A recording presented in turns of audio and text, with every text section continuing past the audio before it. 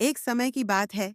एक गांव में रामू नाम का एक ईमानदार और मेहनती किसान रहता था। वह अपनी छोटी सी जमीन पर खेती करके अपने परिवार का पालन पोषण करता था। गांव का जमींदार ठाकुर सिंह बहुत ही लालची और निर्दयी था। वह किसानों से अधिक लगान वसूलता और उन्हें परेशान करता था। एक बार की बात है, ठाकुर सिंह ने देखा कि रामू की जमीन उपजाऊ है और वह अच्छी फसल उगा रहा है। उसने सोचा कि अगर वह रामू की जमीन हड़प ले तो उसे और अधिक लाभ होगा। उसने रामू को बुलाया और कहा।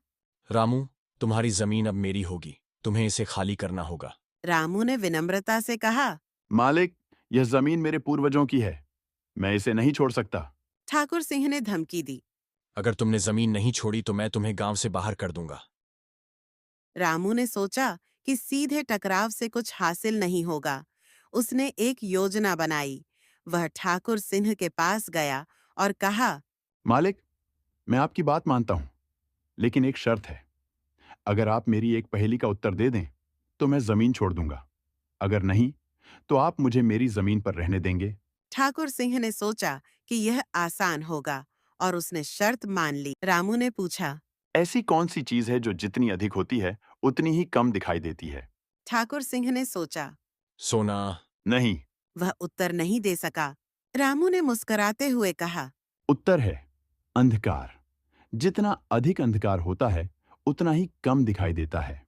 ठाकुर सिंह को अपनी हार माननी पड़ी और उसने रामू को उसकी जमीन पर रहने दिया। रामू की बुद्धिमत्ता और धैर्य ने उसे उसकी जमीन और सम्मान वापस दिलाया। गांव के अन्य किसानों ने भी उससे प्रेरणा ली और एकजुट होकर ठाकुर सिंह के अन्याय के खिलाफ खड़े हुए।